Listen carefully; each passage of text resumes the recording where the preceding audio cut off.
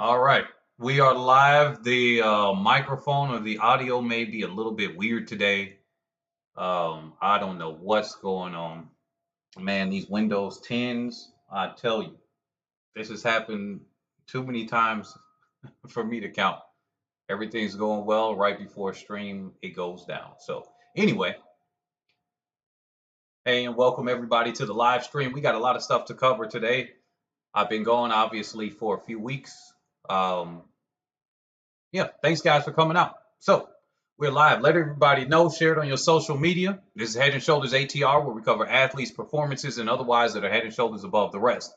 Obviously, we've been seeing that Sha'Carri Richardson has been doing pretty good. So I think that video I did earlier before I kind of went on a hiatus was a bit accurate. A bit accurate. I saw that she was looking a little bit different. Some people said she was looking thin or something, and I said, well, she looks pretty good to me. She's showing some signs of speed, and there it is. I'm still a little bit concerned with what's going to happen later on during the season, but hey, we take everything a day at a time right now, and at the current moment, she's looking pretty good. But I'll get into that a little bit later. Right now, let me do this real quick. Let me do this real quick. Let everybody know that we're live. Let everybody know that we're live on YouTube real quick. All right.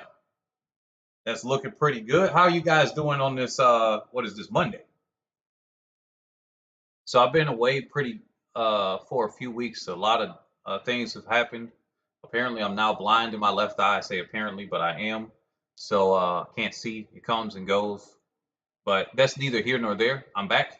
And so we're gonna just take it in stride. If my vision comes back, it does. If it doesn't, things happen. All right.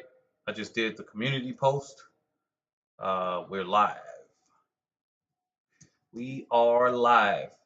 So we got a lot to cover. I'm going to focus more on just a few highlighted people more than the events, and then we're gonna call it a day. We're gonna do this a little bit shorter.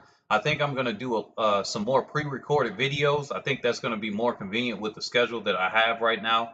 There's a lot of things that are going on over here personally, and it's not really gonna be conducive to going live. So what I'm gonna have to do is just pre-record, and then we're gonna go. So I think we want to start in reverse, talking about Noah Lyles, Christian Coleman in that race. Coleman doing exactly what it does all the time and leaving everybody else in the dust. You know, that's kind of what he does. And then Noah Lyles, he's closing like a freight train. Oh, yeah, by the way, can you all hear me? Let me put this in the chat. Is it loud? Is it not? Because sometimes you guys wait a few minutes into the live and then there's nothing. So we're gonna see this real quick. Can you guys hear me right now? Just want to make sure before I go in. Anyway, where is that video of their race? Where is that video of Christian Coleman um, and that race going on now? Let's pull that up on the screen. Hey, it's kind of interesting because they don't necessarily show the full races on World Athletics. They don't show those full races on World Athletics, but we're going to pull it up with NBC. I'm pretty sure I'm going to get a copyright strike, but oh well, it happens. We are prepared for this.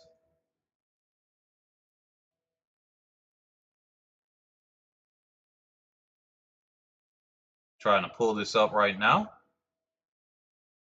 but I'm pretty excited with this. This is looking really good for Noah Lyles.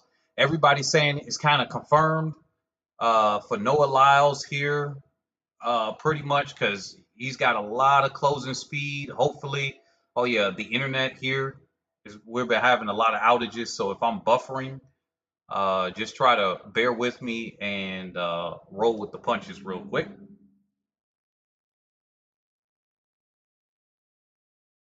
Let's see. Now let's put this on the screen. I put in the search results for Lyles and Coleman, and here we go. This was the race that just happened a few days ago. We got that muted audio. Yeah, this is 1080. Make sure we got this all the way up.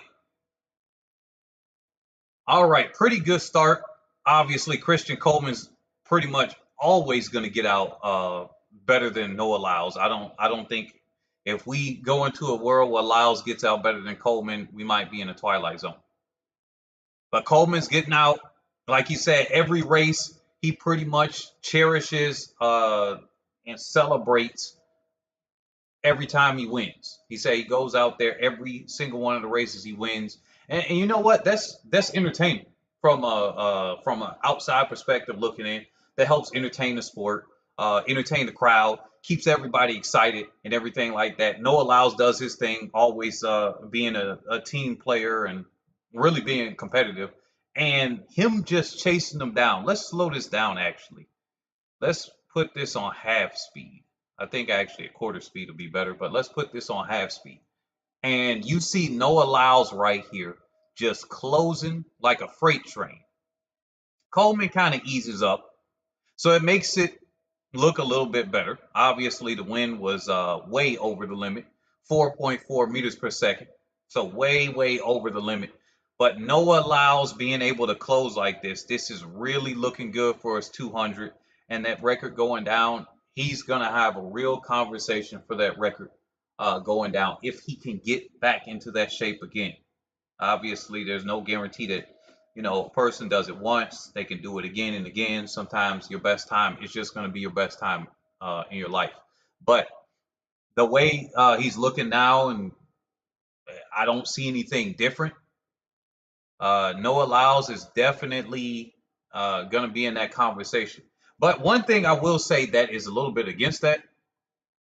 One thing I will say that's a little bit against that would be his 150, and we saw that 150 that was in Atlanta.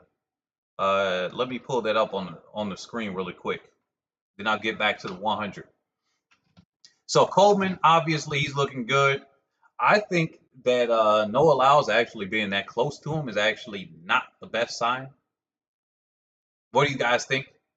I would think that Coleman would be a little bit further. Obviously, what we got a month and a half or so out. So before we get to the meat and potatoes of, or the vegetables really, of the rest of the season and the championships for USA's. But I think he's still too close. If we're talking about Coleman just putting everybody else away, that's not looking good for him versus Curly. Not looking good for him versus Bromell. But you know, so let's look at this. So this was the 150 that happened in Atlanta. Actually, let me make sure this is okay. Okay, and here's another thing, Amanula. This is the reason why I brought this up right now, because this is very relevant for that. So you see Amanula. Let's go back on this one. Wait a minute. Let's make sure that this let's keep this at 1080p. Okay, why did they just reset this? Okay, let's go back here to the start of the race. You see Amanula getting out, and he's actually been looking pretty good this season. Race after race, he's pretty much winning. He's able to showboat, look at his competitors, look side to side. We'll see later on in the season. And then Noah Lyles, obviously, being the more 200 competitor, pulled away from him right at the end, the last 20, 25 meters or so. But Amanula was really just ahead of him for a good part of the race.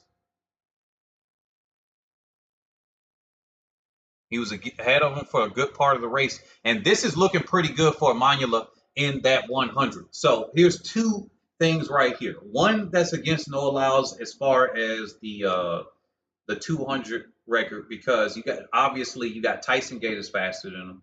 You got Usain Bolt. Obviously, just because Tyson Gay was faster than him in the 150, clearly the 200 American record is still with no allows. So that doesn't say everything, but I still got to say, Usain Bolt being faster than him in the 150 over the same distance, obviously in a different location, different time, different wind, weather, and everything like that. But still, that's why we run. It's all comparative.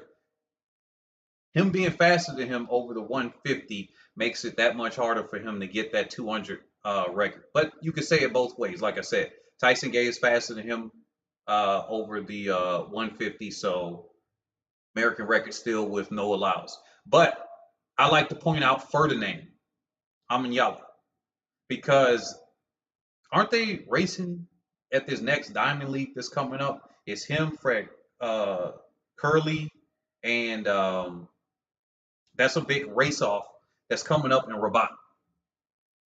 I think that that's going to be some exciting right there. That's an exciting showdown that's coming up right there because when you get a fast starter, when you get somebody that is pretty consistent, so the fast starter in Amanyala, you get a very consistent runner in Fred Curley. You got the Olympic champion that's there, and you get them to show up. And obviously, he wants to kind of defend himself a little bit because people have been talking, saying, hey, you know what? It was because Curley really didn't see you. This is a once in a lifetime thing. You haven't shown up since then.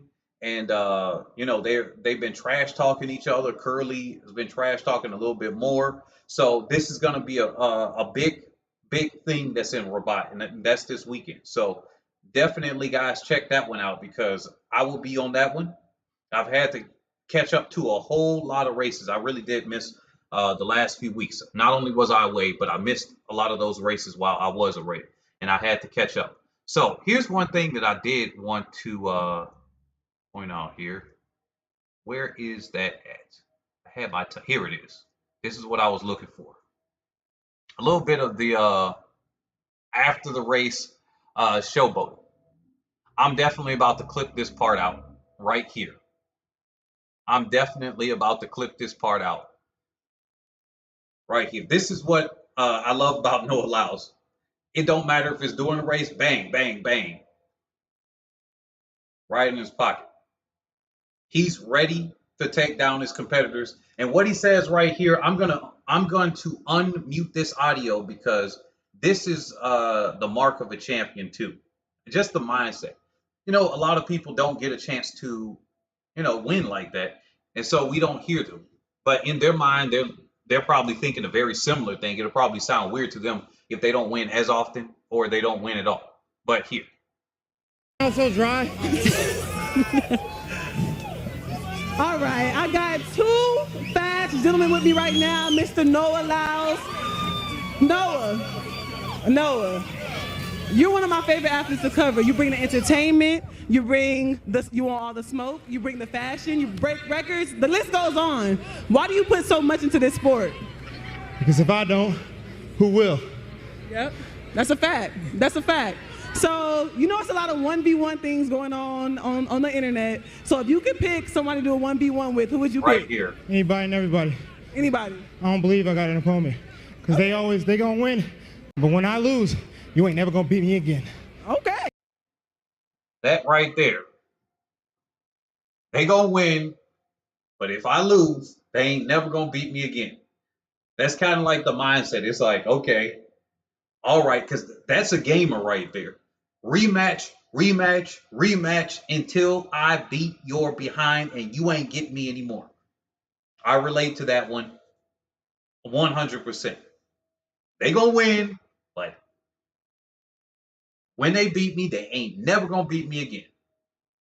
And that's the type of mindset I love that he brings into the sport. And not only that, he's verbalizing it. You influence other people. You get people to really come up behind you with that type of mindset. And really, we need some more people like that. Obviously, there's going to come a point maybe where he may, be forced out. When people start getting older, sometimes they go out and they go out on a winning streak, or they go out because they kept losing and they are kind of forced to, go out because of the new people, the new blood coming in, or for whatever reason. So we're going to see ultimately where this ends up later on. But right now, no allows. I think he's really just untouchable in that 200. The 100, we'll see what he's doing. Maybe he's smoking something, and he's not going to be able to do it. Christian Coleman, I think he's too close. He's no allows is too close to him, or no allows is just really doing well, whichever one. But he's only run a 996 win legal so far this season. So right now, I still think no allows. When we compare the two athletes side by side, Lyles is too close to Coleman for me to say that Coleman is a strong favorite to win anything right now. Right now, Coleman, he's a fast starter and everything. He's looking very, very good in all of the events that he was competing against, the 300, the 4x4, the 200s and everything, taking scalps of people that you would think otherwise would beat him. And now he's coming back down to the 100. So that is going to be a good approach of him coming in. He's coming in from the strong point because he needs to really be able to hold on for the end of his race. He cannot afford. These athletes are too dang fast. Curly, Bromell, everybody else is too fast for him to say, hey, you know what? I'm going to blaze them out of the blocks and hold on. That's not going to roll anymore. That is not going to roll going forward. Now, let's go over here to some more. Before we get into Richardson, before we get into Talu, let's take a small divergence over here. And by the way, for you guys, can you guys hear me? Let me actually test my own audio because I did ask that earlier. Nobody responded. Usually you guys will respond way, way deep into the video. And I need to make sure I can hear myself right now. Because I did have some severe audio issues that were happening before. Let's see. All right, we got this here.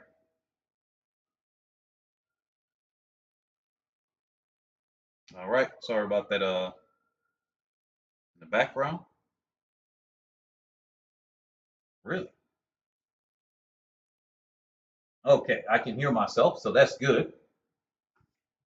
Let's make sure that we continue this right now.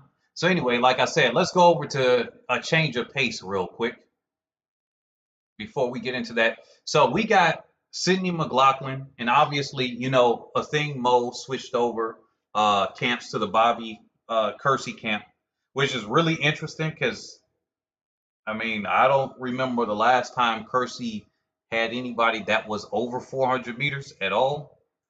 So this is going to be a very, very interesting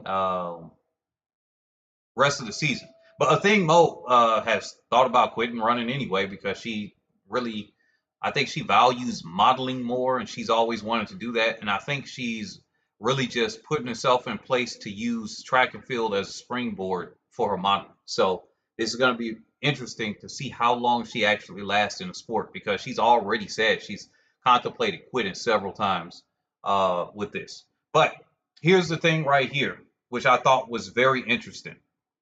I know a lot of the big track heads here, which are a lot of the audience here. You already would know this, but just in case you don't, here's something that's very interesting.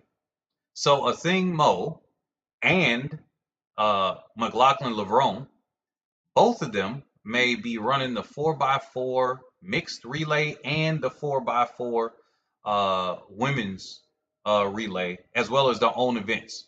And then McLaughlin Lavron, she might actually do either, and this was said last year, if I'm not mistaken, she might do either the 400 or 400 hurdles. They don't know which one yet. I guess they're going to decide after she does the USA Championships and say, hey, look, what are your chances here? You either meet the time that we wanted you to meet at the championships, and obviously that's what any coach would do, saying, hey, look, you kind of got this. And because of the time constraints, they wouldn't be doing the double. And that makes sense. Because if she puts in some good work in one, she sacrifices a win in the other one. And if she puts in good work, let's say in the 400, and she doesn't win, now she just kind of sacrificed because you got too many competitors over there where you cannot be slacking in the 400 hurdles. It's too stacked, and the 400 is stacked as well. But obviously, 400 hurdles is on world record stack level, so that's more stacked than the 400. So you cannot be a slouch right there. So that'll be a smart decision. We'll see which one because she has to buy in the 400 hurdles. So she kind of has it her own way, and we're going to see what exactly she does coming into this. Now, when it comes to a thing Mo, what her coach said about her is that she actually is going to do the 1500, which I actually thought was interesting because even though she has the buy in the 800, I thought on the one hand, uh, Bobby Kersey, especially her joining that camp, she would be doing shorter races because in the past, and she said it in when she was a collegiate athlete, she said it when she won the Bowerman Award, she said it so many times in so many interviews. As a professional athlete, she would rather do the 400. If I'm not mistaken, if the 400 is her favorite event or something, but she would rather do the 400, and she said she planned on moving down to just running the open 400. So it's interesting that Kersey has her doing the 1500, which she said she doesn't really like doing that. So I'm guessing just because of the speed reasons right now, it's probably easier to put her in a 1500 and then have her double in that the 15800. And even says in this article right here, she said at some point that she would like to do the 4-8 double. So this is kind of interesting that they're coming with this approach. So obviously, training is a multi-year event. You don't just look at it one season at a time. You look at this season, you build on to this like you're building up a pyramid or a house from the ground up. It's brick by brick. If you didn't get injured this season, you can obviously build up on what you did the last time. So this season you want to work on speed. The next season you may want to work on the speed endurance and maintain the speed as best you can. Or another season you want to work on the endurance aspect, obviously with the distance runners or even the sprinters. If you're getting up there longer and longer sprints, the 400, 200, there are different things you want to work on. And this one season you do that, like with Sharika Jackson, now moving right back over. So let me know what you guys think on the moves here, because Mora, she's looking real strong in that 800. She's coming out, she's dancing and doing her celebrations after her victories in the 800. You got the Australian athletes that are looking to do something, but you really don't have the big names out there just yet. You don't have the British athletes, neither one of them. They're not coming out. You don't have Mo coming out in the 800. Uh, really, you don't have the big name Americans. None of the big names have been, none of the top three in the US or uh, the two Brits. They haven't really come out. So this is very interesting. And I know a lot of people here have been lamenting or I wouldn't say complaining, but mentioning that you all would like to see the athletes a lot more instead of them just, especially Mo and McLaughlin LeBron, which is ironic because they're in the same camp.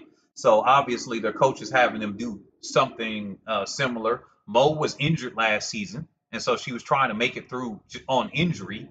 So that would explain why she wasn't really racing as much. But this season, if she's not injured, and that was actually pretty good that she didn't mention it. You don't want people to know that you keep things close to chest because anything that could give your opponents an advantage, you don't want them to have that advantage over you. It's mental as well as physical. You got a mental advantage over somebody. Hey, look, this person right here, she's been injured. Obviously, if somebody's just that much better than you, you can think, you could try to will yourself as much as you can. But if you let them know that you're injured to a certain extent, and then they start mentioning and trying to do mind games in front of you, who knows what some of the athletes say to each other? Because I know on the men's side in the distance running, they sometimes trash talk, and it gets kind of pushy a little bit. Hey, look at how many times they break out in fights in the 800 and especially the steeplechase. They break out in knuckle matches. So yeah, it has been a while. Yeah, it has been a while. I'm gonna do some more pre-recorded videos here, but anyway, let's go ahead and move on to the next one. Let me know what you all think will happen here if Sydney McLaughlin Lavron decides to run the 400. Do y'all think at the current moment, without seeing her come up, I know she's had that hamstring strain and everything. So she said she's now going to delay what she was supposed to open this last weekend until Paris, which is not this week, but the next week. So she's going to go into the Paris Diamond League. And what do you guys think about that?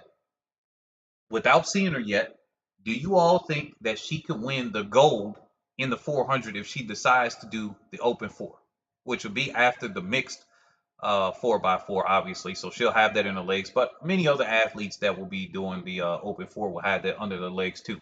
Do you all think, based on some of the names being out and some people coming off of bans this year, leaving the field a little bit weaker, a little bit, do you think that she has a chance to win the gold? I'm going to say right now, I am not confident that she can win the gold. Get a medal? Yes. I'll have to wait and see what she's going to do. So let's move on to where we at? Where's my tab?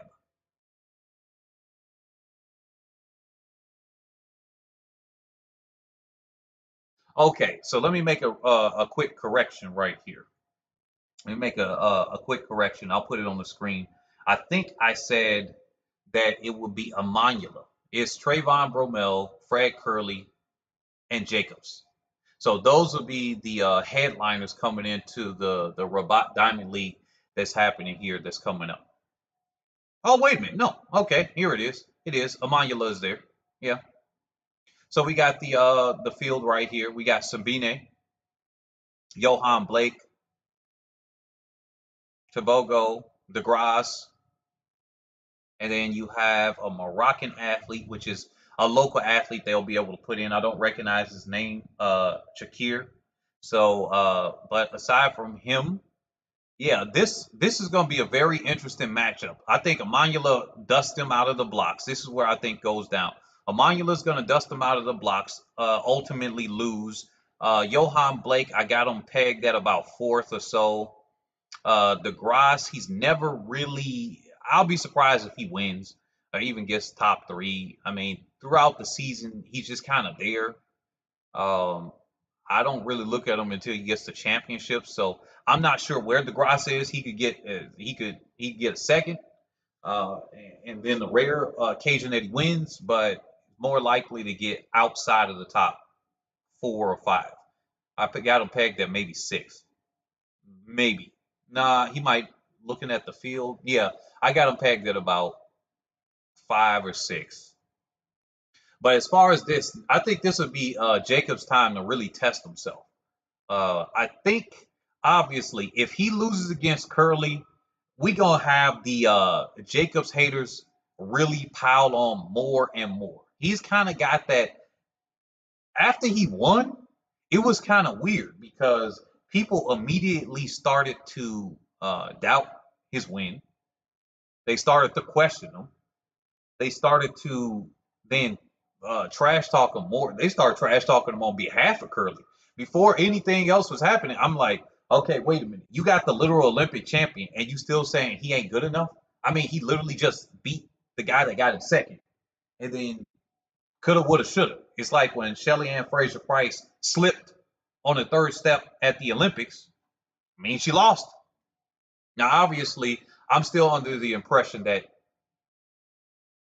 she would have gotten closer. I'm uncertain if she would have won because after Elaine did that Prefontaine meet, yeah, it's kind of hard to say that she would have lost for sure at the Olympics.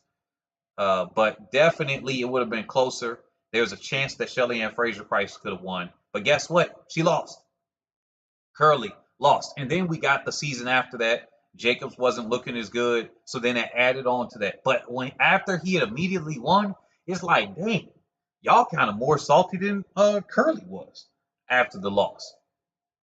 It's like, man, he can't win for lose, right? He can't win for lose right here.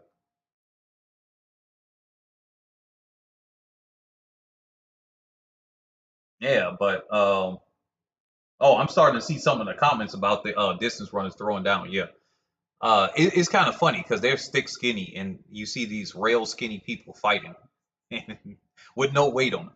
But yeah, this guy can't win for lose. So this is going to be very interesting to see them all race off against each other. Trayvon Bromell. So where do I see this pegged at? So Amandula gets out on the field.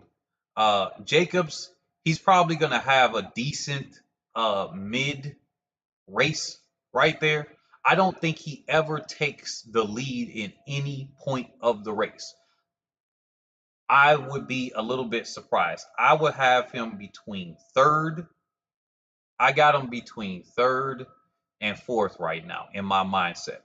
And if he gets third, if he gets outside of fourth, if he gets fourth or worse, I mean, I think that's a wrap as far as anybody having any confidence in him. And maybe it'll shutter some of my confidence in him too. But if he gets fifth or worse, I'm kind of like I'm kind of certain he's probably not even going to medal this season again. So, but if he gets third, I think the hate crowd and the people that really just generally dislike him, I don't know, because he won and then he doesn't race that often. Because it's kind of weird. You don't see the people. You got people unhappy that Mo and McLaughlin LeBron don't show up as much, but you don't say that their wins are illegitimate. Like you don't hear people saying their wins are illegitimate. People literally say the win that Jacobs had at the Olympics was illegitimate immediately after he did it, not a season. Literally, boom, days later. Not even the Olympics are barely over. And did Jacobs really win? Was he using some performance enhancing? Wait a minute. Hold on. Like we don't got any evidence of that. But hey, speculation, anything for clicks, whatever you want to do, and you got that. So here I got Curly winning. Bromell, I got him in second. Blake, he's gonna be somewhere midfield. It's gonna be between him and Jacobs in there. Amanula, that's gonna be the big question for me. I think Amanula can have Bromell's number, and really because he's beaten Curly before, Amanula could win the whole thing. But Curly just looks pretty decent throughout. But I'm going to give this to Amanula or Curly. Actually, I think I might have said Amanula a little bit further down. Amanula's on a win on a high streak right now. On the matchup between them on a regular season basis, not at the championships, Amanula can beat Curly. So when it comes off to a one-off race, Amanula and Curly are going to be the two. I'm going to give the slight edge just because he's been on a streak and athletes on a streak tend to keep winning. I'm going to give it to Amanula for this one. But he's going to get out. Curly's going to challenge, and it's going to come down to that last 15 meters, and we're going to see where that is. But I don't think anybody else has a real legitimate shot at actually getting that at that win. Not at all. I don't think they got a shot whatsoever. So let me move on to the women's side. Let me move on to the women's side and bring up this. So obviously we had Talu. I'm not going to bring up her race right now. I'm just going to make a mention of it. Talu is finally leaning. She leaned last season when she won the Diamond League. It's so weird because when she wins races during the season, she actually leans. Like you see her lean during the season. When it comes to championships, she doesn't really lean. Because some people are like, yeah, she's leaning. I saw the comments. And I'm like, let me just pull up this other Diamond League she won last year, literally 1 year ago. She leaned. Let me pull up these other Diamond League races and Continental Tour races she won. She leaned. But when it comes to championships, she does not lean. Whatever she thinks is a lean, I think she's so focused on thinking about the other athletes that it would be very interesting. I would like somebody to ask her if I don't get a chance to ever ask her. To ask her, like, are you thinking about the other athletes at the end of the race, or are you looking at them and then you kind of go blank and forget to lean because she leans, but it's not that much. Because especially during the regular season, you see her little tiny frame leaning, but on this one you kind of see a tiny dip, and it's like she kind of forgot. So I don't know what it is. Yeah, she definitely could have won in 2017 with that lean, and that's the thing. That's the thing. She kind of defeats herself, but with a new coach, looking good right now. Like I said, she was looking good before. She was looking around, so that means that 10.7 is legit. 10.78 now, and she's really tearing it up. So they're gonna race off in where's this Los Angeles, if I'm not mistaken. Sha'Carri Richardson, Brianna Williams, Marie Jose Talu. Where is this? The Los Angeles Grand Prix. I think they're racing off this weekend. Yep. Here it is, May 26th through the 27th. So that's the USATF LA Grand Prix. So we saw some of the athletes that are posted up there that you don't see the meet results, or it's so funny because they don't put it out here, but they'll put it out on Twitter or other resources and everything to the media companies that you can see that. But definitely check that out because that's happening this weekend, May 26th through the 27th, the LA Grand Prix that's coming up. So this is going to be interesting, and Sharika Jackson's going to be there. Obviously, she did lose against Sha'Carri Richardson when they did that race off, last weekend or the week before last. And Sharika Jackson was like, "Hey, our coach has us working on certain things, and we're looking at this." And that's one thing I can say when it comes up to the Jamaican athletes a lot. I kind of don't. I kind of trust what the process is because it's been tried and true. If you see, oh yeah, and Aaliyah Hobbs, I think that's who I meant, not Sharika Jackson. But if you see the Jamaican athletes that are there, where's this video here? Here we go. If you see the Jamaican athletes that are training, I kind of trust, like, hey, you see a Shelly Ann Fraser Price, a Lane Thompson Hurrah, and everything, and you see them and they say, "Hey, look, my coach told me to. Hey, we're working on some things right now," and they do a pretty bad time or something that wasn't good for them.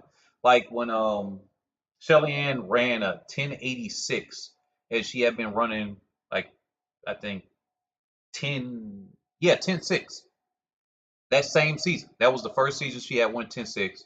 She went 10.86. And obviously, she still ran very quick that season. Obviously, she didn't go on to win the Olympics, but she was working on some. And later on, she's running phenomenally well. But that one race, her coach had her working on something else. And so that can have her go slow. Lane ran a 10.7 on her head. She ran a 10.86 or a 10.8 something.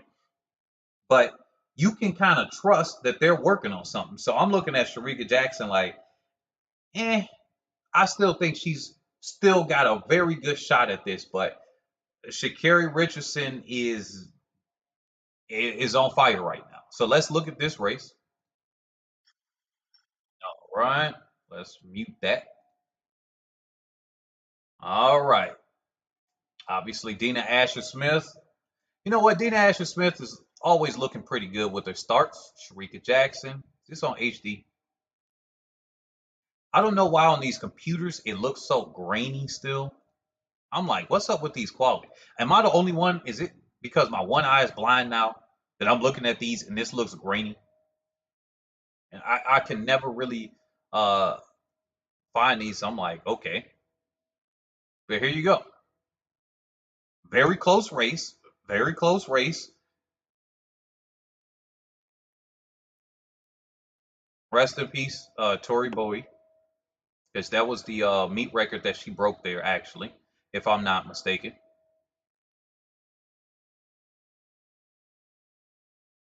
But yeah, Dennis Mitchell is really cooking up some things with her, TT Terry, and the rest of them at their camp, and they are looking pretty good. Now, what am I thinking about this? I still say that she has to perform under pressure, and later on during the season, they haven't gotten their timing just right. It is so very interesting that people, um, yeah, I know. I wouldn't be surprised. Look, I've been fighting back against these copyright strikes. I just said, man, forget it. If they come and they take down the video, I'm just gonna post up again. I'm just gonna keep doing it because this is fair use. This is not some random video where I'm just playing the race. So this is fair use. Somebody already tried to do it when I played another video. They even when I pushed back against it, they pushed back a second time, and I did it again. They dropped it. So if they keep doing it, I'm just gonna keep pushing back. I'm like, look, this is fair use. It is literally a fair use law for it. Actually, fair use extends as a side subject that you can actually play an entire the fair use extended to the point where you could resell the NFL's entire Super Bowl. That's where fair use technically stands at. You can look that up. You could record and sell the Super Bowl. Like fair use does apply to full out games and content and things like that. And you didn't even have to change anything. I think all you had to do was change the medium. Like they sold it on a VHS or something like that. But anyway, you could actually sell the whole thing. But if we get into the general scope of what fair use is, I'm adding commentary to it. So if they want to take it down, we're going to push back on them and we're going to do whatever in our legal means to keep pushing back. But anyway, getting back to this, Sharika Jackson's looking pretty good. I got to say, I was a little bit surprised that she would have lost the race, but not too surprised. Because Sha'Carri Richardson, I mean, it means that. But here's another comment I have.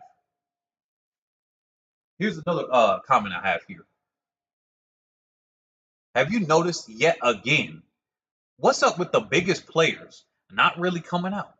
You don't see Elaine in the 100. I mean, they'll do like a little tiny appearance and maybe do a prelim or something. You don't see Shelly Ann Fraser Price, and I mean those are the two biggest names in the event. I mean, Sharika Jackson did get the silver last year at the Worlds, so technically she would be the number 2 here. But you don't see the top 2 fastest athletes alive competing and racing just yet at all.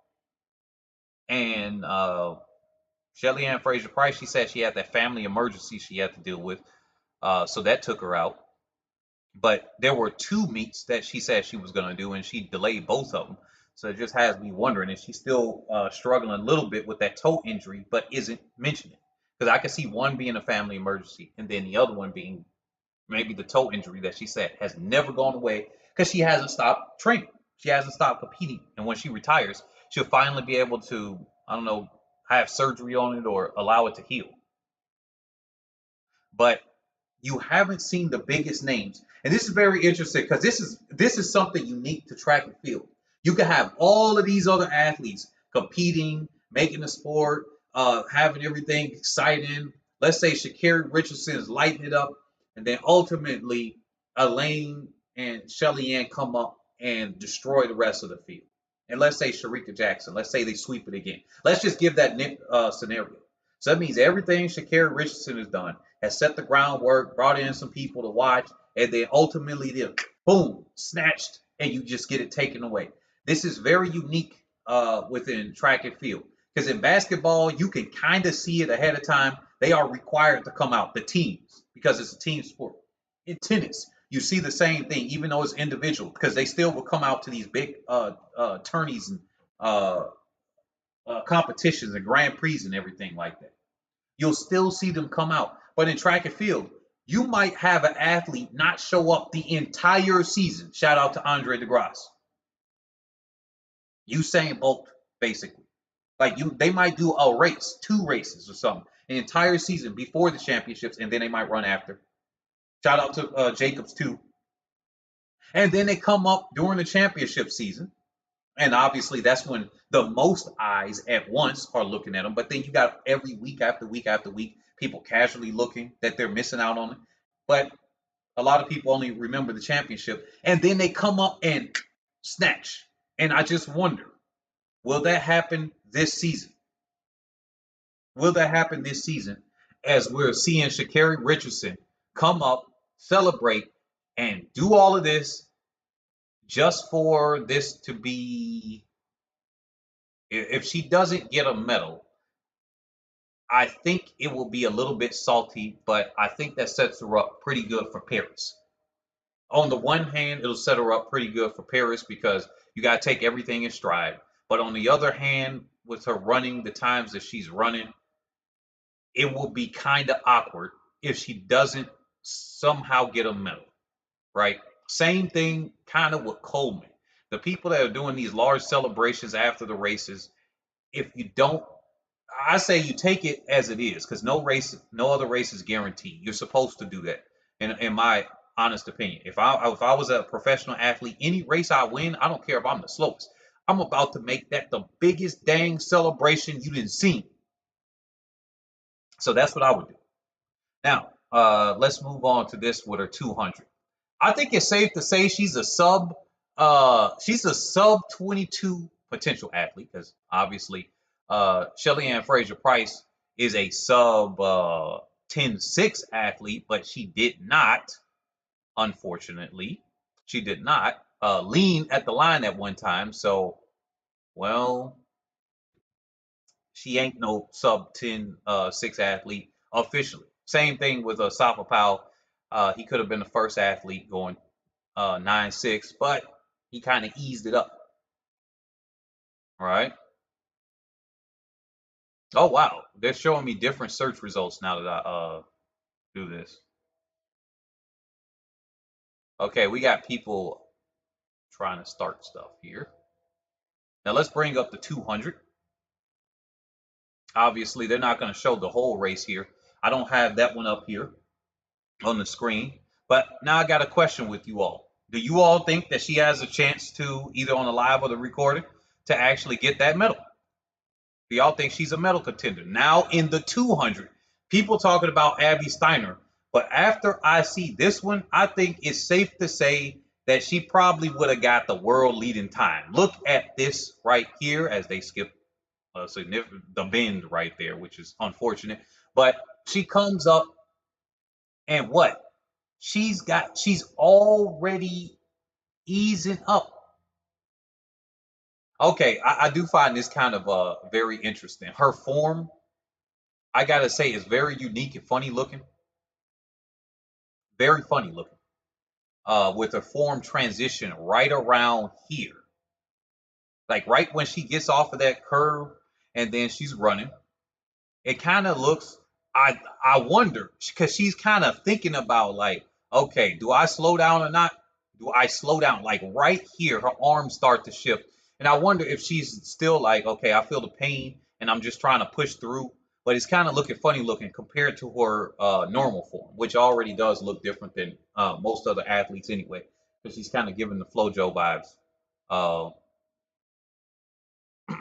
anyway, going up to that, a clear what 40 or so meters out, and she's already celebrating 22.06. I think it got rounded down to 22.06, 22.08.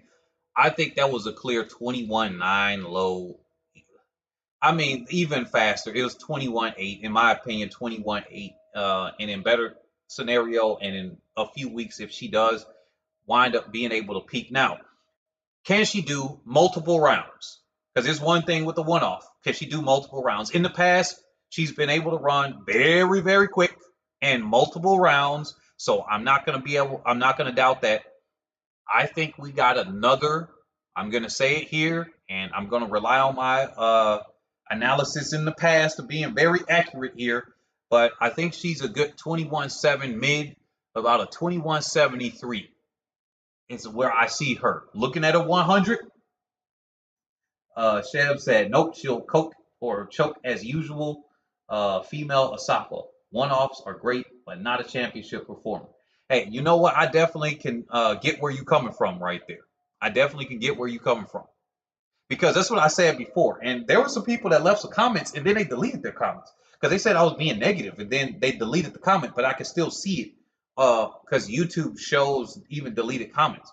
And so I was kind of, and other people said, hey, I needed to put it in context, like with the death of her family members and everything with that. And I'm like, okay, she kind of still chokes. That's the thing. Last year was a championship season, and whatever you want to say, she choked.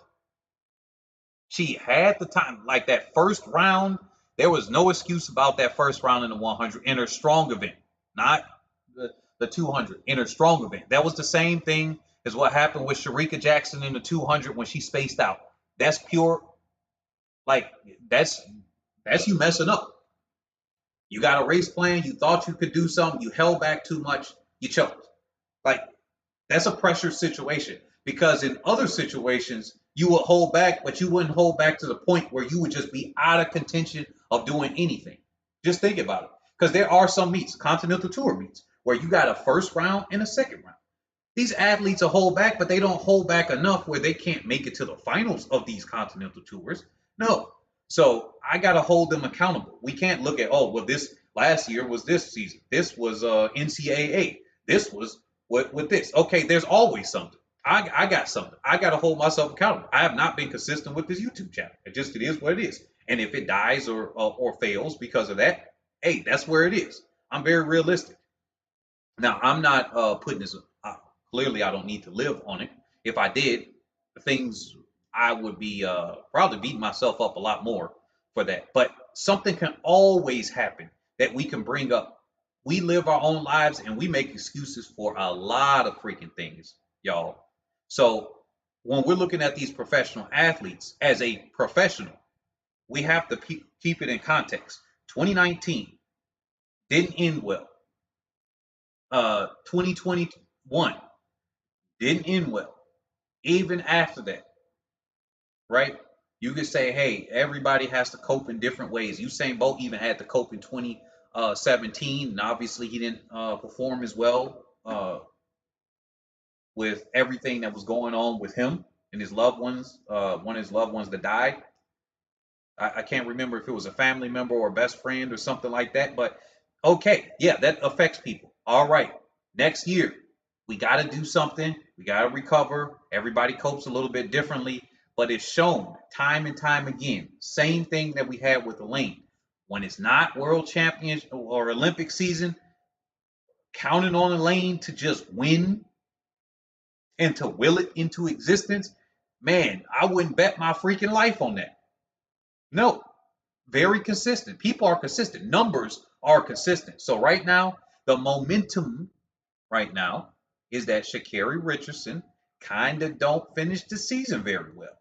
And that's kind of hard to break that. A person that is struggling last year and that was struggling the year before. Let's put it this way. If you're struggling financially and you've been struggling the last year and the last year and the last year and the last year, do you know how much work it takes for you to break that struggle and then to then go? Not only to break it, but then break it and then continue to perform well financially. That's the same thing when you see these athletes do that. That's why sometimes these athletes have a breakout season and then they never freaking look back. But leading up to that, it's taking them so much. Aaron Brown, he's had his struggles with his mental health issues, his lack of confidence. He even said it way back years and years ago, going back to Rio. And he's like, yeah, I realize I'm the second fastest in Canada. And in some instances, he could be the fastest, really, in my opinion, even back then, if he had his confidence with it. I might be wrong about going back to Rio, but somewhere around that time. He's been an athlete I've paid attention to a lot more. So I personally followed him over the years. And I'm like, man, this dude has won so much, but he's lacked confidence in himself. But then he's had more breakouts. So now he's making finals more consistently, being in contention of potentially medal more consistently, whereas he's been winning at his championships. He's been performing throughout the season pretty well. And then he kind of chokes up because he lacks the confidence. That takes a lot of freaking work to break out of that pattern. And right now, Sha'Carri Richardson does have that pattern of not doing well. She has been to a major championship. USA is a major championship. When you make your own country's championship final, that is a major championship. And let's just say, let's use your definition that she's not a championship performer. Or how could she not be a championship performer if she hasn't made one? Well, the fact that she hasn't made one means she's not a championship performer by default. It's like saying that you are the chess world championship person and you ain't never made it past your local regional championships. How could you even say that a person is that type of caliber if they haven't made it out? You don't know because they never made it out. Actually, you do know because they never made it out of their regionals. So regionals for the United States is USA championships. And then you got the international, which is everybody else. So I would say that she chokes under pressure similar to Asafa Powell. Asafa Powell has performed because you looked at Prefontaine, and while she did not let anybody know or try to pull out or anything, I just wonder because that's a pressure situation. No matter however you look at it, I can see from so many different angles. You got contracts you got to fulfill. You got all of this. You don't want to let people down. You still want to do that. You know you weren't training. Sonya Richards-Ross said it, and I'm only gonna, I don't want to beat on this too much because we already covered this in the past, but I bring it up now. When you know that things are on the line, it's kind of like the people that procrastinate doing their homework. Except with track and field, you can't just do your homework last minute. I would know I was an expert procrastinator for doing homework. I wait till the last freaking minute. Or the people that procrastinate and don't study, they try to cram for a test, and then either it's like a crapshoot. Now that's one thing I didn't ever do. I would never study for a test beforehand. I've already studied for it. I just wouldn't do the homework until last minute. That's just how it was. You got those people that would just wait till the last minute. And that's kind of like what would have happened at that point. She did the interview, she did the all of those things, took all the money, and then when you do that, you kind of got pressure on your head. Prefontaine is a pressured event. That was still, you got the Olympic squad. They bought the Olympics and brought it to you, and you got to perform here. You don't want to let people down. You don't want to tell the sponsors or friends and family or the world or whatever that's looking at you, to get the eyes is looking at you, that you're not fully prepared, and then you show up, and then that happens. That's not being able to be a championship performer, to be honest. Because it's like on the one hand, she pulls out, and then she is talked about for an entire season for pulling out. On the other hand, she get blown out, and she's talked about for getting blown out. Which one? You know, that's the thing.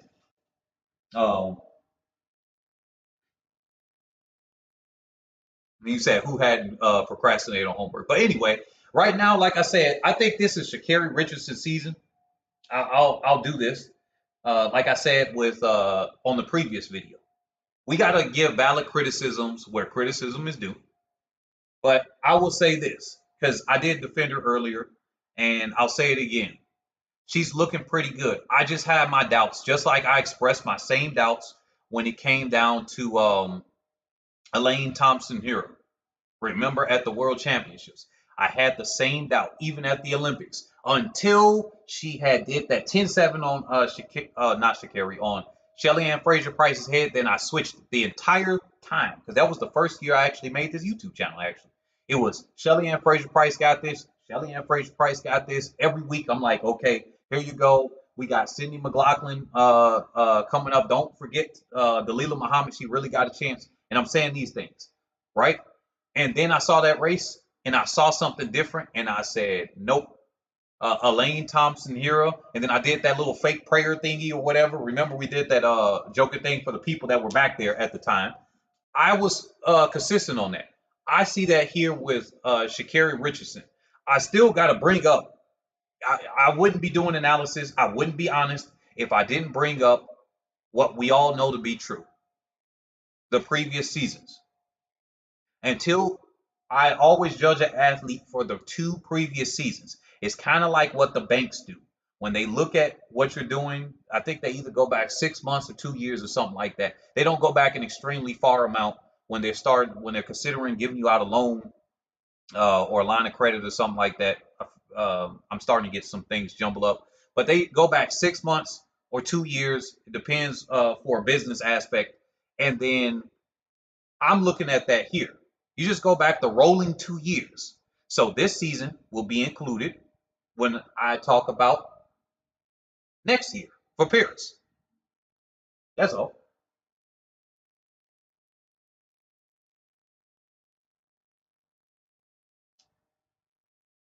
Let's see. Let's see. But yeah, hey, look, we can all disagree slightly on all of this. We can all disagree. That's why we are here to talk about the sport and our disagreements. But I actually am pretty confident in Richardson. Me right now, I actually got her pegged at a medal this season. I personally have her pegged at a medal this season. If I have to reveal here, because I did say I was going to do a prediction, I got her pegged at a medal. Winning, no, I don't see her win yet. Not at all. I think I had a discussion with a friend of mine, and he might actually be right if he said that she gets a win come Paris, because he did say that before, and I was like, yeah, I was kind of doubting it at the time. I said a win, and I said with the quality of athletes that are there, it's gonna be pretty hard to just definitively say it. But as far as a medal, yeah, I could see a medal in Paris even at that time. But a win, I couldn't just declare it. Now, right now, I see her meddling. I do not see currently Jamaica sweeping. I really don't see Jamaica sweeping even without Sha'Carri Richardson. If you took her out of the equation, she gets injured. She quits. She fumbles at the championships or something like that. Whatever. False start. Whatever happens, and it. Oh, by the way, if she false starts, I'm including that with the whole thing. It'll be superstitious. If every year something different happens to take her out, man, I don't know. Bad luck, Johnny. That's what we're gonna call it. Bad luck, Johnny. If that happens this season, if yet another thing takes her out and she can't make the world team, I don't know what to say after that. I really don't know what to say. I hope it doesn't happen because I really want to see her uh perform though. I really do. But yeah, I see her getting a medal. Whether it's silver or bronze, no clue. And I really need to see what Shelly Ann Fraser Price and Elaine Thompson Hurrah are gonna do. Elaine, her getting a win, like I said, world championship season. I'm just gonna default to she isn't winning until she runs a different time. That's my default on her. I have absolutely no faith that she will get a gold when it comes to 100. 200, I can see her challenging for that depending on how she looks. Yeah, because she's done it. Wait a minute. Nope, she's got a silver. She's looked good before in the 200. So anyway, let me move on from this. Let me move on from this. I was on that for a very long amount of time. Um,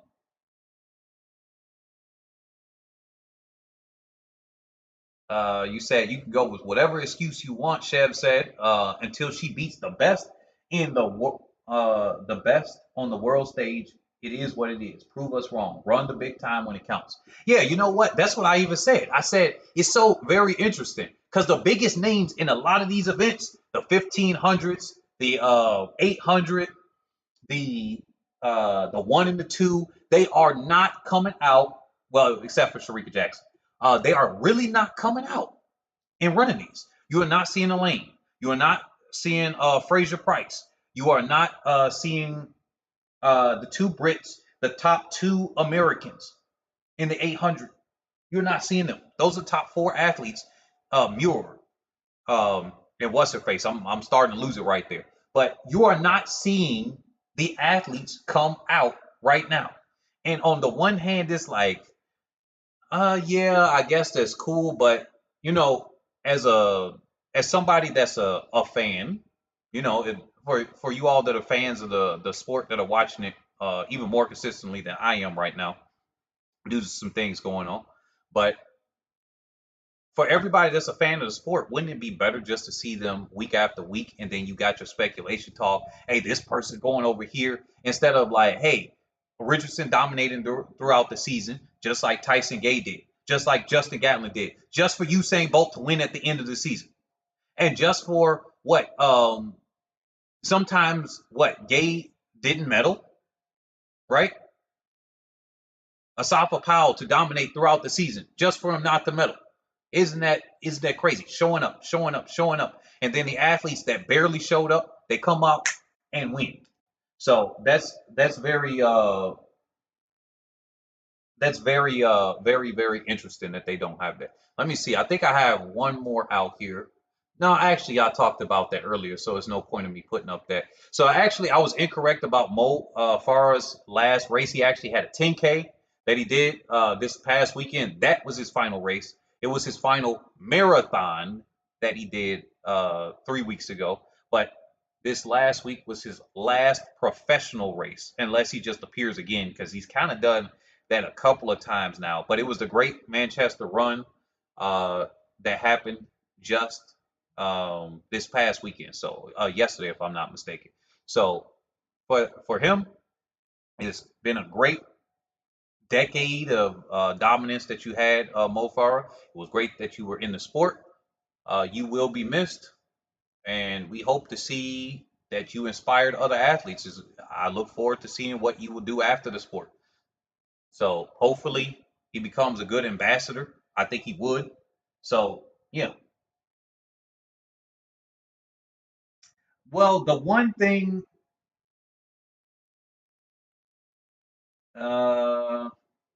one thing I will say about Shakiri, since you all are still talking about that now, is that I I gotta say this. I do gotta say this about Shakiri Richardson.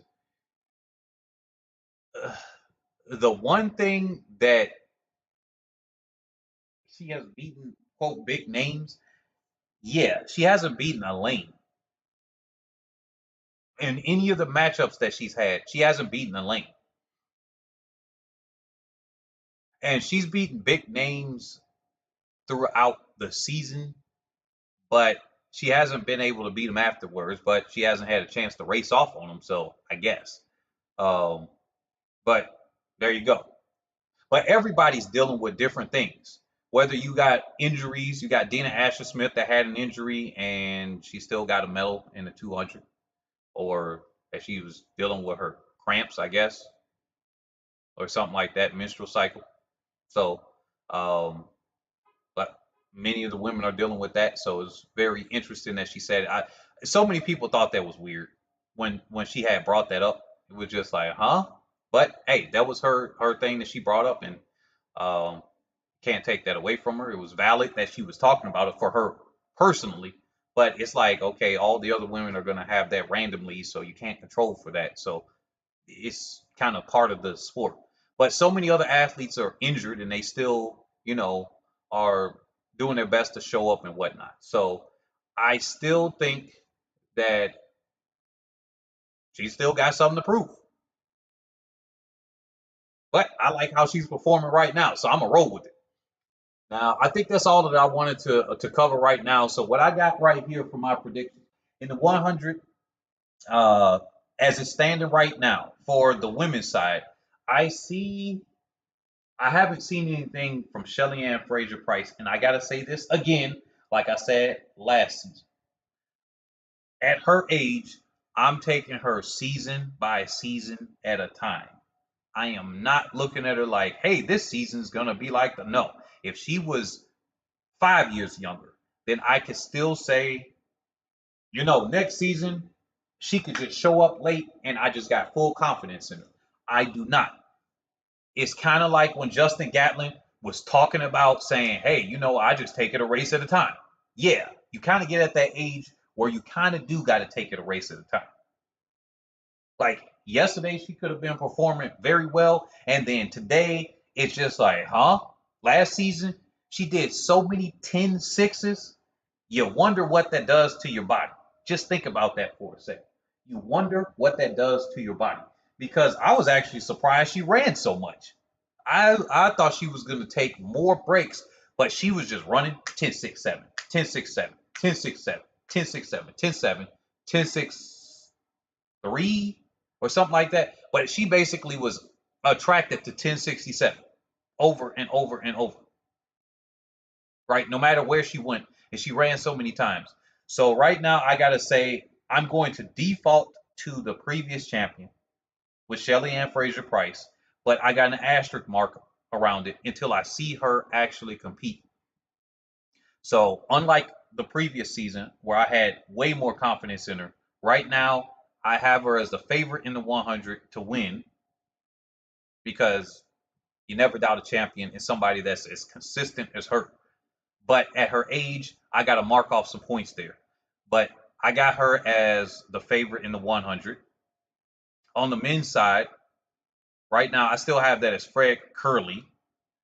Coleman is too dang close to, or Lyles is too dang close to Coleman for me to really put him in contention for a win. But for a medal, um, maybe. He's gonna have to make it out of USA. If he makes it out of USA, then I got him for a medal because USA is just so stacked and up there.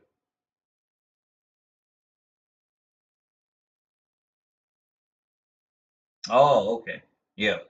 So you said Shelly has nothing to prove, like nothing left to prove. Yeah, yeah, she really don't. If she just comes out and she enjoys herself, I mean, no matter what people will say afterward, after the fact, anyway, it really won't matter. It nothing could take away from anything that Shelly Ann Fraser Price has done with the legacy right there. I mean, she could lose it for the next 2 years. The worst that could happen is that people would be like, man, I don't want to really see her like this.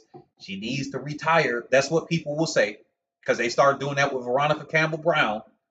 Y'all was saying that to her.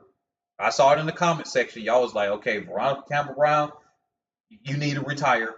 You ain't looking too hot. Some people started to say that with Asafa, but he had so much of that where he wasn't as consistent as a winner.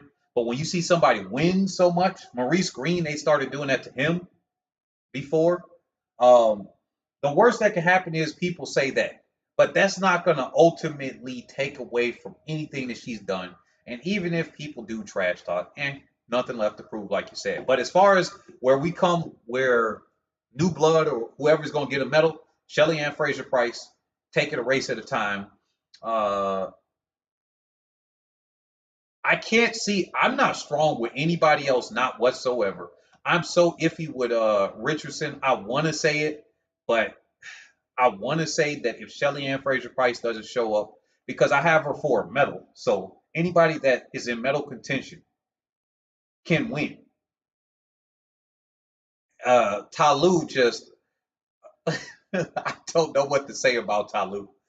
Y'all, okay, y'all can't disagree with me on this one. Talu shows up to championships and then she just is random.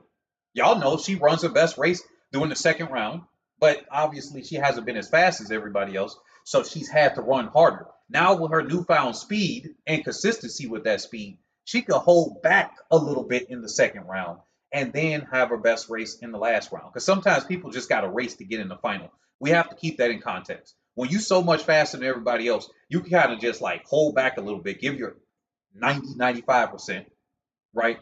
Or 80 something percent, and then you can make it through to the next round. I mean, look at what Shelly Ann was doing last season. Look how she did the rounds. She was just like, she was faster than everybody else and still massively holding back. Everybody else running as hard as possible. Look at Richardson in that 200. She's showboating, has her hands out, ain't using her hands slowed down the last 40 or so meters. And you see people grimacing and trying as hard as they can behind her. When you that much faster than everybody else, you can kind of really just hold back and then be refreshed. Now, I can't tell you who I got even at number two at this point. Give me another week or two, and then I'll be able to probably see that because I really want to see Lane and Shelly Ann really race for real.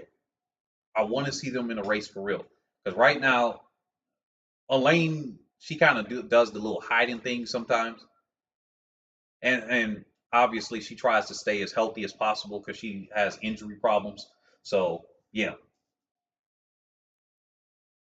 Talu does love the semifinals. She's like, yo, semifinals is the finals race for me. I won everything in the semifinals.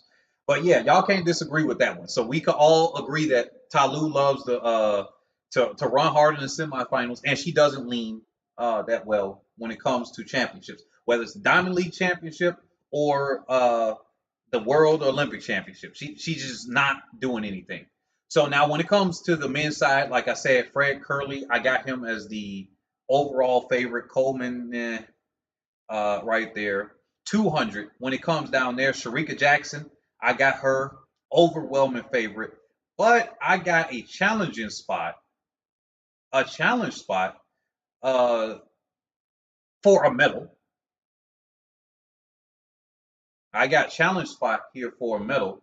With Richardson, after what she's just done, she's got a challenge for a medal. And if Elaine got an iota of what she's got before, Elaine and Sharika Jackson are going to be pushing it for that gold. But I haven't seen her run, so I can't put that right now. I can only base on what I've seen so far.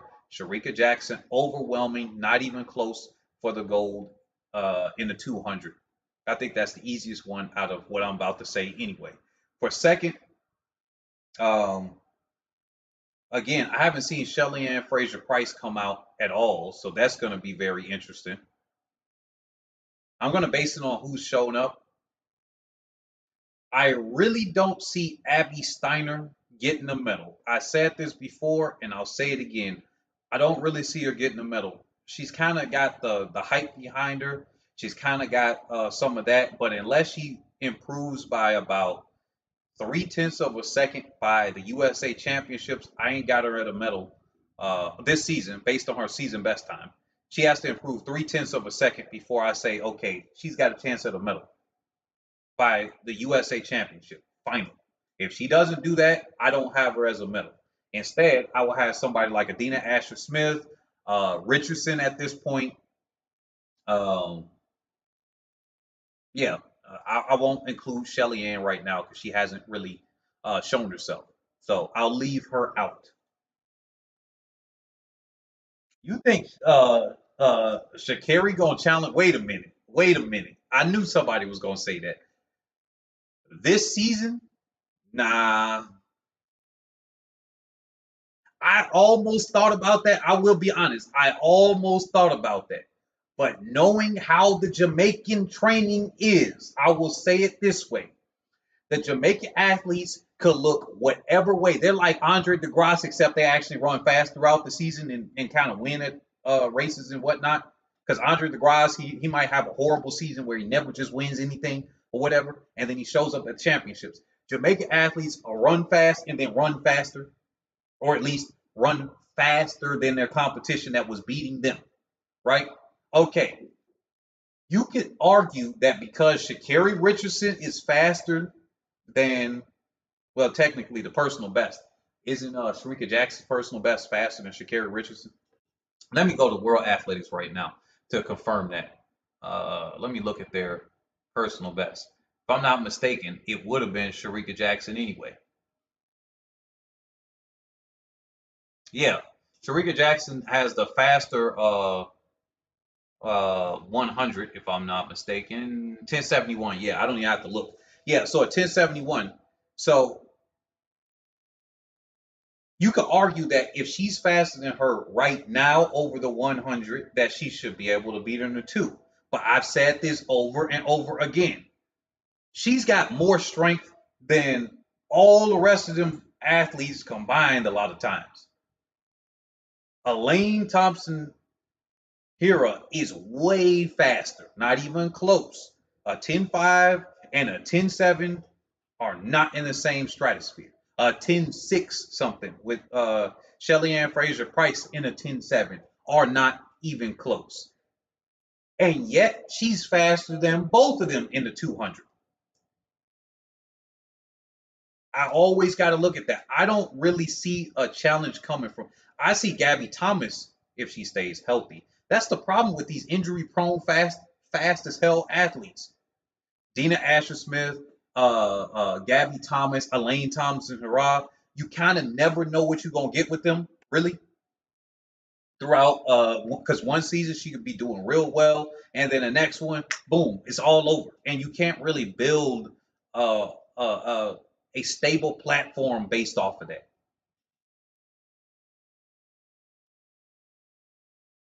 Well, yeah, I see her at like I said earlier in the stream, I see her at a 2175, 2173 right now, based on what I saw this last race in that 200, 8 days ago. I think was that race, was it? Now, I see that performance, has she ran through, I think at least kept the momentum where she was going. Who knows what would have happened, right? But I thought that was a 21.8 something, 21.8 mid, 21.8 high at the very least. If she had kept the momentum and didn't, you know, decrease her acceleration. I was going to say speed up, but I want to be technically correct. But if she didn't pick it up and hold on more, I thought that was a 21.8 mid to high. Because some people could say 21.9, but uh. But if she's got a 21, if she's got a 21.6, you do know that 21.6 and a 21.4 aren't that close. You could argue also that a 21.6, if Sharika Jackson isn't on her A game, she might actually lose. Yes, because they're not always going to run their personal best next to her. And while you could say she has a 21.6 in her, Abby Steiner could have had, with that one race where she had that typhoon, just gale gale force winds against her. She should have been well under 22, but we haven't seen that performance again. Sometimes people just have those good one-off performances. Sharika Jackson is consistent enough that I know that she could run that 21.6 and below on a consistent enough basis come the championship. Sha'Carri Richardson, I don't know. She's looking real good this season though. But you do have a good point. Um I will give you that. But looking at these stats right here, there's 21.45, and she even said that there were some things she had to work on, and her coach and her were discussing that and everything. Yeah, I don't really see it. I don't see Sha'Carri Richardson challenging her. If she runs a 21.6 and then Sharika Jackson breaks the world record, I wouldn't even say it was because of Sha'Carri Richardson. Nope. It would have been Sharika Jackson just destroying the rest of the field. I couldn't even credit that to Sha'Carri Richardson. Because guess what? Shelly Ann kind of blew out the rest of the field on that curve and really coming into the home straightaway. Sharika Jackson had caught her and then just tore everybody up. I wouldn't credit Shelly Ann with Sharika Jackson's time either. It's just Sharika Jackson knew what she had to do, had to stay focused on what her goal was, and ran that 21.45 with a couple of mistakes, as she admitted in an interview that she had to work on. Yeah, I wouldn't even credit that. I would say that's all Sharika Jackson. Only way I would credit that is if she stays up with her to about 150. If she stays next to her to 150 and just dies out really bad, I will say that might have edged on Sharika Jackson to run whatever time she runs after that. But nah, 21.6 is not even close. That is a huge gap. That's about what? Is that a 12 meters? I think that's a 12-meter gap. That's not close. Yeah, that's not close. But yeah, if she runs a 21.6, hey, I'm not gonna hold it against her. I will give you that one. I think that's the one thing you and I will agree on. Stand on Twitter. I think that's the one thing we will agree on. That she could do a 21.6. I don't see it yet. You said, what about the 400? Yeah. See, that's the thing earlier. The 400. Let me pull this back because I was looking at the 400 just before this. Let me go back on this screen real quick. Rabbit, you better stop doing that. Stop. All right. Gotta stop my rabbit from chewing on the wall. Okay. Now, Britton Wilson over here doing NCAA records basically every week. So this is going to be very interesting what's going to happen there. I guess the field is kind of wide open. I got to agree with you, Chev. The field is kind of wide open here because I don't really, you could argue that Marilady could get something, but then what happens if McLaughlin Laverne runs this and she might just run away with it. Like, that's the thing. I gotta say, this is kind of getting exciting, and I want to see what McLaughlin Laverne does. But if she's kind of dealing with some injuries and whatnot, now I will say this: if she's dealing with a hamstring thing, while that is kind of big, quote unquote, uh, people can still run world records with those problems, as we've seen multiple athletes, Michael Johnson being one of them with a hamstring problem. So I guess we're gonna see. I'm going to give it to McLaughlin Laverne at this point. I'm gonna say it like that. She kind of got nothing else to prove in the 400 hurdles, and y'all already know that if she decides to step down, because that would be stepping down, um, and just take the hurdles off and run that, I will give her the world record advantage. And because she's run that massive split in the 4x4 with that 47 point, I will give her the advantage here. But it is kind of wide open right now. But I'm just going to give it to McLaughlin Laverne because Bobby Kersey kind of knows. If this was also uh, Shelly Ann's former coach. Why am I forgetting his name? Coach Francis, and he had a good 400 athlete, like a very very strong 400 athlete. I would give it to that. Those are two coaches that I would trust. Bobby Kersey and Francis. When it comes to any of the sprint events, whether you talk about hurdles, you talk about 400 and below. If you see one of their athletes and they're a really good athlete and they decide to do something else, I kind of trust them. So I would trust that this is McLaughlin Laverne's time to do, but we're going to see in Paris. So I'm going to revisit the 400 after Paris on the women's side. Now on the men's side, I think that's pretty. I think that's pretty. Let's go here. I think that's a little bit easier. I think there's a reason why what's his name got scared out. I think Wade Van Niekerk might actually have this. I know we got Muzala that actually ran that pretty quick time, that 43.91 as we got there. But I think this Van Niekerk, he's been looking good. Gardner might actually have something. It's between those two, but I'm gonna give it to Van Niekerk. Right now, after what I saw at the South African Championships, what, back in April? Yeah, it said April 1st. Here we go. Way back then, I think this is Wade Van Niekerk's season, and I think he is the favorite for me to get that win. I really do think so. Oh, I didn't even know Rye Benjamin ran that 44.21. That's actually not pretty bad. Yeah, I didn't even realize that. So yeah, as far as the 400, yeah, that's Van Niekerk right there. The 800, yeah, let's look at this again. Let's look at the men's side. I'm gonna say now this 18, 19-year-old right here, Wan Yanyi, this guy has been kind of tearing it up. It's so interesting that we get these young athletes that come out of Kenya all the time in this 800. This is like I remember this even from the 90s when I was a little kid and I barely knew what the heck track and field was. I still can remember there would be like a random 18, 19-year old, and then of course the British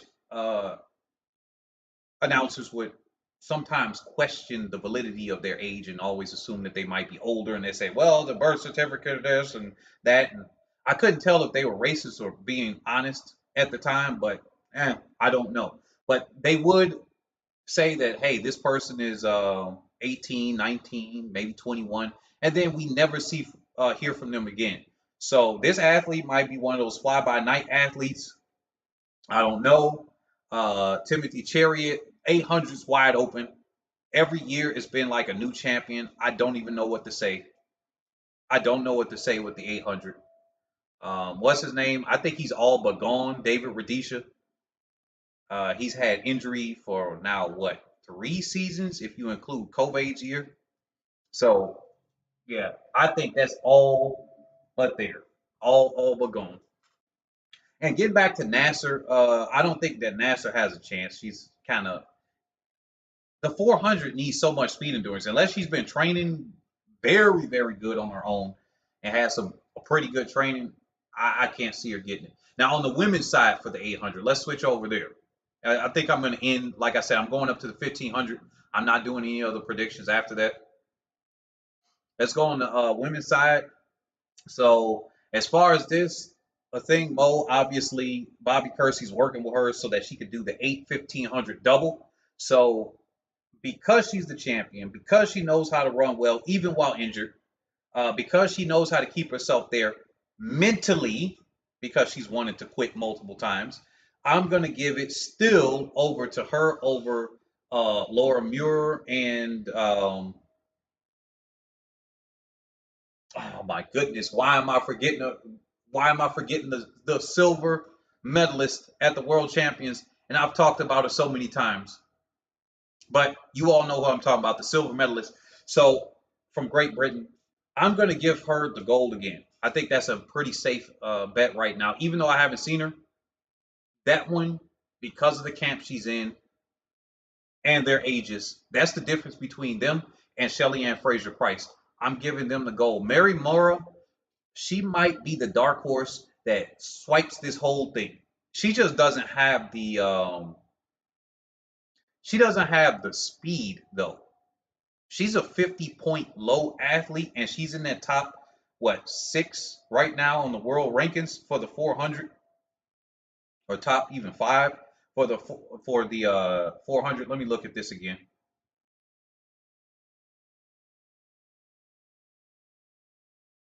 But she doesn't have the speed that Mo does, or even the other competitors around her. Let me look at her. She's in the top. Oh no, she's in top 10. So here she is, a 50.44 this season. So yeah, I I can see her get the win, but the way she's going to get the win is she's got to be attached to them like white on rice and then make a move with about 150 to go. But obviously, there's more time to go. Women's 1500, Faith Kipyegon all the way. A thing, Mo, this is going to be interesting. Now, I got a question for the distance squad people out here. You said, oh, 1 year Nike contract is billion in Kenyan shillings. Man, I do business over there all the time. Man, the Kenyan shilling is falling like crazy. I wonder what President Ruto is doing with that dollar oil deal that he's got. You said don't underestimate the Ethiopians. Yeah, you know what? I shouldn't underestimate them. It's just who can beat Kipyegon or Kipyegon. Uh, who can really beat Faith like that? I don't see really anybody being able to do it, including including a thing Mo. But what do y'all think about that for the distance heads here and the mid distance squad? For the ones that will see this after the video is over, who y'all think is doing this? And I think I might do a dedicated video of this. I might have to wait until I see the USA trials, but let me first look at this before I say what I'm about to say. Because obviously she's going to be faster than her in 800. But what is her 800 time here? 157. She's no slouch. She'll be about a 4 second, 3 second deficit on, no, 2 second. So she's not too much slower than her. And she's almost at world record. But hey, man, this is very interesting. It's very interesting. I do not give the favorite to a thing, Mo. It's still going to be Faith Kipyegon. I can't see her losing to nobody. I can't see her losing to anybody. Not at all. I really want her to get that world record. She is what, within a tenth of a second or something like that of that world record. Man, yeah. Wade Van Niekerk winning would be a very epic thing. I would get a personal satisfaction just from seeing athlete from champion to injury to recover back to champion. That would be one hell of a story. Now, getting back to this, I don't see anybody doing it, but for the people watching this in the post recording, Let me know what you think between Faith and the Thing, and who do y'all think would be the favorite? And if it's anybody else, if you think it's an Ethiopian athlete right there, go ahead and name them. I don't really see any athletes from Ethiopia being able to challenge. They're good for second place and third and all of that, but Kenya kind of got a wrap and a lock on the 1500. Low key, if you really look at it consistently over the years, I've kind of looked at Kenya, and when you look at them on the men and women's side, Kenya is way stronger when it's come to the 8 and the 1500. Ethiopia's been the 5 and 10K nation and trying to edge themselves into the 8 and the 15. That's what they've been trying to do. Like 5K and above, all the way up to the marathon, Kenya is basically, it's a wrap. And then, other than Haile Gebrselassie and Celeste Sahin, when he was doing his silver place things, and Bekele, Kenenisa Bekele, those are the only Ethiopian athletes that were consistently winning. They were the only ones that could stop them. But when you talk about country outside of them, you take them out, and it's basically Kenya. It's like a stampede of Kenya athletes.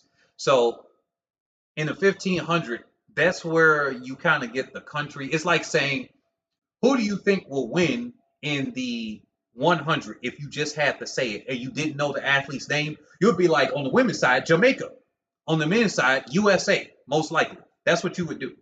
And that's what a safe bet is here. If you were just a normie, you didn't know anything, and you were just asking some random person off the street, hey, who do you think will win? Then they just saw a list of names right here, these 3 names right here, and they just that casually thought, they'll just be like, oh, Faith, because she's Kenyan. Boom. It'll be like one of those. But she actually is a champion multiple times over, and it'll be a safe bet. So let's go to the men's side. This is the last one that I'm going to do. I actually, for the 1500,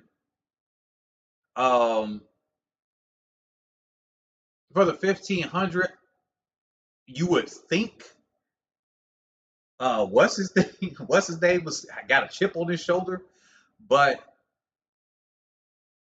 I don't have a prediction for the men's 1500. I don't have a prediction for the men's 1500, not yet. I think I might have to wait all the way up to the championships to see it. To me, it is wide open. To me, it is wide open because what's his face from Norway?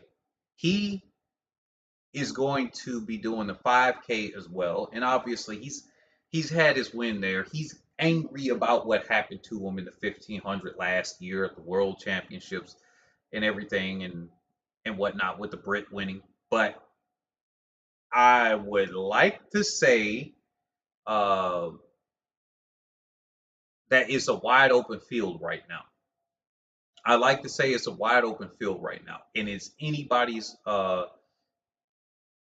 race. So for the 1500, I'm gonna have to revisit this. What do you guys think about that? Didn't Faith?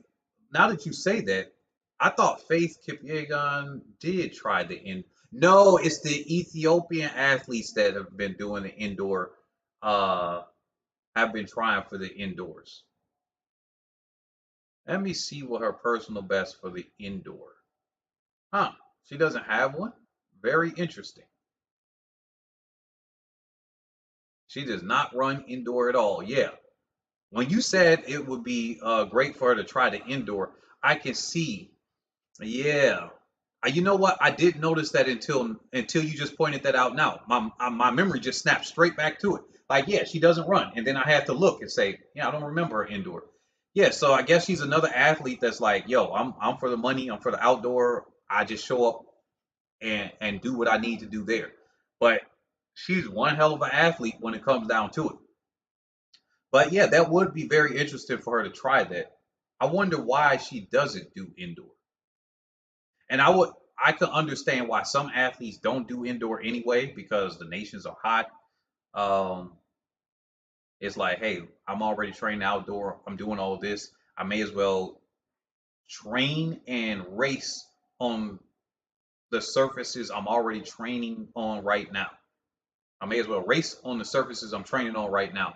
But yeah, very, very interesting. I know the Ethiopian athletes, they go at it all the time. That every year there's a new world record attempt from one or two of the athletes. But yeah. So anyway, guys, thank you guys for coming out. I think I'm going to do a lot more pre-recorded. If I do the lives, I'm going to have them impromptu. Just some things going on. So just to reiterate again, there's a lot of crazy stuff right now, resulted in me being blind in my left eye. Not looking for sympathy at all. It is what it is. I've been taking it pretty well. So I'm dealing with those things. Obviously, hey, look, I got a platform. That should be no excuses for anything that I'm doing here. If I deem this year that I can't handle this platform, if anybody would like to take over this, I will assign all of this over to somebody else, because I actually think this could be a good brand for somebody to take. So if anybody is interested in potentially running this, because if I don't think I could do it, I'll give it to somebody else, and I'd rather them just take it over. But I think it's got a lot of potential with it. But you guys let me know. I'm gonna make a decision by December of this year, and I'll just give it up to somebody else if necessary. And I'll just give them all the rights. I'll sign it over. We'll have a contract, and I'll give them that. All right. But anyway, thank you guys for coming out. You've been listening to Head and Shoulders ATR, where we cover athletes' performances and otherwise that are head and shoulders above the rest. We will be having other topics here pretty soon. I cannot promise you when we will have it as far as those topics, but I will do pre-recorded videos on any of those. And one of the things we will talk about on here, other than the bench squad, because I didn't get a chance to do that, I wanted to prep that for next year because it was so deep in the season. We will be covering the. It's kind of weird that the International Olympic Committee, and I know that many of them have watched this. They probably don't because it's not as consistent anymore, but they have watched this. And if this does get copyright flagged, they will be watching this stream. I know that for sure, guaranteed. But it's very interesting that they will have bans on drugs, but then they will allow transgender athletes to come in, so-called transgender, because that's just the name that people give. I guess we could call trans animal at some point. No disrespect to anybody that labels themselves as transgender, but if you say that you're something and then let's say you go through and you start using hormones and everything, that's not really good enough to give you your skeletal structure. You got a skeletal structure with a thinner hip, which will make you run faster. Little boys and girls run roughly the same speed, and sometimes the girls run faster until they start to hit puberty. And that's the difference. The testosterone makes the difference. The hip ratio makes the difference. That changes your center of mass. So the men wanting to compete in the women's events, and they don't even have to have surgery or anything, and all of that. It's so weird that you would say no performance enhancing drugs, but you will allow somebody that's had an enhanced body their entire lives, or to a certain extent, and allow them to do that. So we will be having a full takedown video. We'll be talking about topics like that on this channel. I would rather move in those directions than to do race by race coverage, to be honest, on this channel. So those are the topics to look forward to here. But I was thinking about that the other day, that they would allow athletes like that, and I really would not like them to allow that in the sports governing body. So I appreciate what swimming and now track and field has done as far as their handling of the transgender issue, because it's just simply not right. You ban somebody for performance enhancing drugs, but then you allow other people that have literally had the equivalent to a performance enhancing drug in their body naturally to compete. Weird. So anyway, I will catch you all on the next